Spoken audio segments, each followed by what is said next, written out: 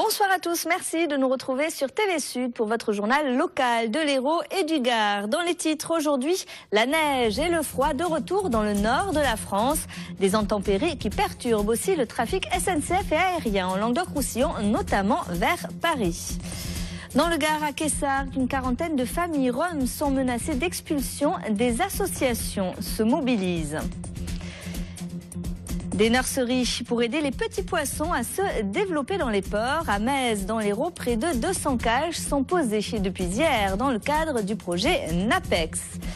Et puis en fin de journal, on s'intéressera au cheerleading. À Montpellier, c'est une toute jeune équipe qui s'entraîne dur depuis quelques mois. Les Eagles qui visent haut puisqu'ils veulent se qualifier pour les mondiaux d'Orlando. On y revient en fin d'édition. L'alerte à la neige et au verglas sur le nord de la France. Ce soir, Météo France maintient la vigilance orange pour près de 30 départements, au moins jusqu'à demain après-midi. Rouge pour le Calvados et la Manche, particulièrement touchés. Des intempéries qui perturbent les transports depuis ce matin. À l'aéroport de Montpellier, 13 vols à destination en provenance de Paris-Orly et Roissy ont été annulés aujourd'hui sur 24 initialement programmés. D'autres liaisons aériennes pourraient être impactées d'ici demain. Si vous devez prendre l'avion aujourd'hui, rapprochez-vous de votre compagnie aérienne. Et puis sur les rails également, le trafic reste perturbé. En gare de Montpellier, les trains au départ ou à l'arrivée de Lille et Paris accusent des retards de plusieurs heures. Si vous devez vous rendre dans le nord, l'Est, la Bretagne, la Normandie ou l'Île-de-France, la SNCF vous conseille de reporter votre voyage. Pour des informations sur la circulation des trains en temps réel, un site internet www.garenmouvement.com. À Quessart, dans le Gard, une quinzaine d'associations se mobilisent contre l'expulsion d'un camp de Roms. Une quarantaine de familles vivent sur ce campement de fortune, parmi elles personnes âgées et enfants en bas âge et plusieurs écoliers. Reportage sur site, Olivier Michel. C'est là à Quessart qu'ont élu domicile une quarantaine de Roms. Regroupés dans des logements de fortune, ils vivent en famille sans eau ni électricité depuis 6 mois. Mais à compter de ce samedi 16 mars, ils risquent l'expulsion. Une histoire qui pour eux se répète. Vous avez vécu où jusqu'à présent? Partout. C'est-à-dire? On a vécu, on a changé les campements. Vous étiez où avant? Rue d'Arles, sous les ponts. Parmi cette quarantaine de personnes, une quinzaine d'enfants, certains en bas âge, dont le plus jeune a 1 mois, et d'autres qui sont scolarisés et parlent assez bien le français pour exprimer leurs conditions de vie. On ne peut pas aller à l'école parce qu'il n'y a pas de conditions et tout ça. Il n'y a pas de voiture.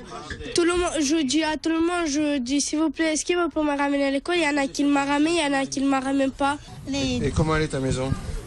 Elle est misérable. C'est pas bien. Qu'est-ce qu'il faudrait changer? Je sais pas. Il y a une maison, tout ça. Tu voudrais avoir une maison? Oui.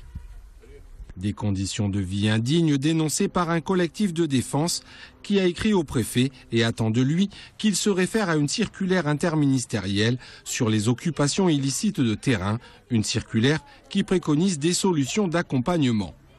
Tant qu'on ne voudra pas prendre cette question à bras le corps, on sera toujours dans des solutions transitoires, de répression, etc. etc.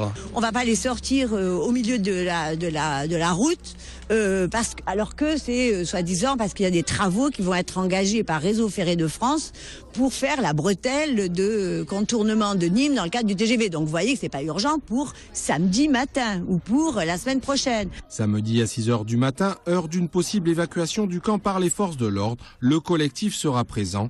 Il organise un rassemblement citoyen et festif à partir de midi, histoire de rappeler au préfet que la semaine prochaine sera celle de la fraternité et du vivre ensemble.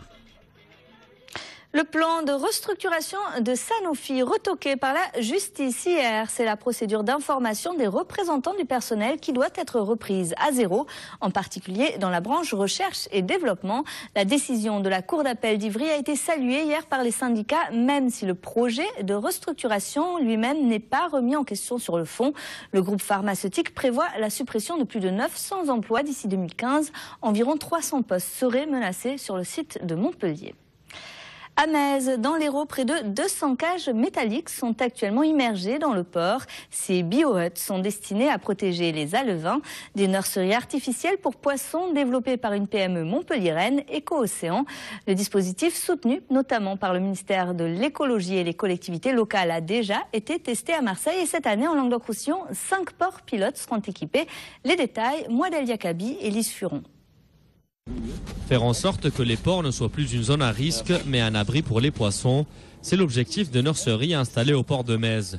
Dans leur cycle de vie normal, les larves de poissons se dirigent instinctivement vers les baies où ils trouvent refuge et nourriture, mais les constructions humaines ont détruit cet écosystème fragile. Aujourd'hui, le port, avec ses quais droits, est plutôt un piège pour les larves de poissons. En fait, elles arrivent dans le port en pensant trouver un abri et de la nourriture, et elles se retrouvent coincées face au quai et se font manger. Avec ces bio-huts, elles ont un abri temporaire et ça leur permet donc de grandir un peu et d'atteindre ce qu'on appelle la taille refuge, ce qui va leur permettre d'échapper à la bouche du prédateur. Cette cage va être fixée sur le quai et est la partie qui donne à manger aux larves. De nombreux organismes vont se fixer sur ces coquilles d'huîtres et donner le couvert aux larves. Et enfin, vous avez une seconde cage qui, elle, va servir de refuge d'abri. En fait, les larves rentrent dans les cages pour échapper aux prédateurs et peuvent en ressortir. Voilà le principe du bio-hut, le gîte et le couvert. Une prévenance qui ravit les pêcheurs locaux en première ligne pour constater la déliquescence du stock de poissons. Ils sont conscients qu'on ne peut plus tirer sur la corde éternellement et que ce genre d'initiative est dans l'intérêt de tous. On le sait que c'est pour le bien du milieu naturel, de la préservation des espèces et aussi pour notre pêche. Automatiquement, que ce soit à moyen, à court terme ou à long terme, on sera bénéficiaire. Parallèlement à l'expérience qui durera 2 ans, une campagne d'information verra le jour pour sensibiliser aussi bien les plaisanciers que les enfants mésois. La ville de Moguio prépare 2030 après avoir longtemps assuré l'accueil des nouveaux arrivants par la construction de zones pavillonnaires. La commune organise sa croissance autrement. D'ici 17 ans, elle devrait passer de 15 000 à 20 000 habitants. Et du coup, la commune a fait l'acquisition de 31 hectares à l'est de la ville pour créer un écoquartier. Écoutez. Nous souhaitons donc créer un lieu de vie intergénérationnel avec des équipements qui permettront à tout un chacun d'y trouver son compte. Nous y amènerons non seulement dans cette zone d'habitat de la mixité sociale, mais aussi des commerces, des équipements publics. Et l'enjeu sera justement de trouver le bon équilibre entre cette ambition et arriver à équilibrer l'opération qui, bien sûr, se phasera sur une dizaine d'années, en sachant que cet apport de population correspondra à ce que nous avons connu dans les 20 dernières années. Le printemps des jeunes aficionados, c'était ce week-end à Saint-Gilles, dans le Gard, une manifestation gratuite organisée par la coordination des clubs taurins. Son but, faire découvrir la tauromachie espagnole au plus grand nombre à travers des ateliers et des spectacles, avec, pour mettre au mot, la pédagogie. Retour sur cette 6e édition, Olivier Michel. Donner les clés de compréhension de l'art tauromachique, tel est l'objectif rempli depuis 6 ans par le printemps des jeunes aficionados. Parmi les ateliers des plus didactiques, le combat de taureaux, commenté en direct par les toreros et l'éleveur. Moi, je pense que c'est une très bonne initiative. C'est très important pour nous de ressentir, d'écouter ce que ressent le matador. Je pense pour le matador ce que ressent le ganadeur est très important. C'est très pédagogue pour le public. Quoi. Un exercice difficile et un défi auquel se sont cette année prêtés 2 toreros, Mathieu Guillon, Diel Montegno et Camille Rouen. C'est un peu le côté off que vous avez eu la chance de partager, mais physiquement c'est sûr que c'est très dur. Et en plus de commenter, donc ça coupe la respiration, on n'a pas trop eu le temps de récupérer, on s'entend parler, donc ça résonne, c'est très difficile pour la concentration, ça a vraiment été un exercice très très difficile pour moi.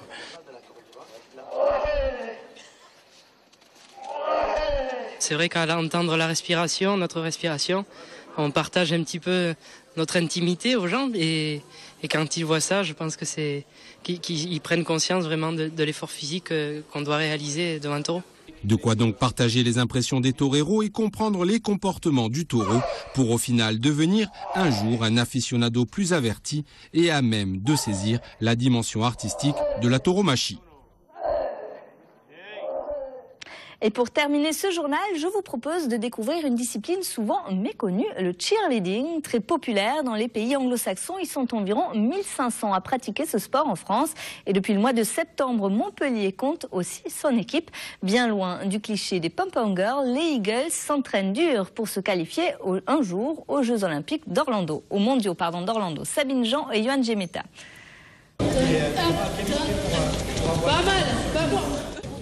Ils s'entraînent inlassablement sur les mêmes mouvements, des tumblings, portées, basket stunt et autres styles de figures. Les Eagles veulent faire des prouesses à l'Open international de Lyon le 1er juin. L'équipe compte pour l'instant 15 athlètes et 2 coachs, dont Jérôme Bozaza, l'un des fondateurs. Du niveau 1 des amateurs au niveau 6 des plus confirmés, Jérôme nourrit de grandes ambitions. On a 2 entraînements par semaine, à raison de 3 heures à chaque fois. Si on est organisé et si elles sont prêtes à se dépenser, on peut se présenter en niveau 4 et voir peut-être gagner cette compétition. Gaëlle, 24 ans, est l'une des plus expérimentées du groupe. Elle s'est initiée à ce sport en Angleterre l'an dernier. Pour elle, le cheerleading va au-delà des pom-pom girls, plus axé sur la danse et les animations. C'est une discipline dangereuse et exigeante. Les pratiquants doivent se soumettre à un redoutable régime acrobatique pour réussir leur performance. Ce qui est le plus dangereux, ce sont les portées. Tout ce qui est stunt, ce qu'on appelle stunt, en fait, ce sont des portées. Il y a des pyramides et il y a aussi ce que j'ai fait à l'entraînement aujourd'hui, les baskets, qui peuvent monter jusqu'à 7 mètres de haut. Donc il suffit que quelqu'un soit mal placé en bas pour que... voilà. Les Eagles participent pour la première fois à une compétition d'envergure internationale. Mais en attendant, le moment est venu de relâcher la pression. C'est la fin de cette édition. Merci de l'avoir suivi. Ce soir, dès 10h, retour de l'actu locale, nationale et internationale sur TV Sud dans le 22 minuit. Quant à nous, on se retrouve à 12h30 pour votre édition de la mi-journée et le journal complet de la rédaction de TV Sud à 19h30. Passez une excellente soirée.